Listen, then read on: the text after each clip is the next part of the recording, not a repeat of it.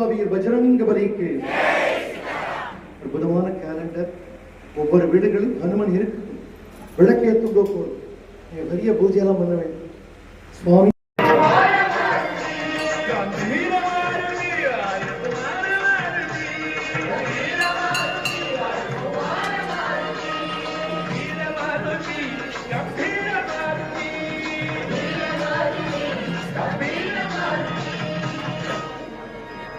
गोपिका जीवन स्मरणं आञ्जनेय सद्गुरु स्वामी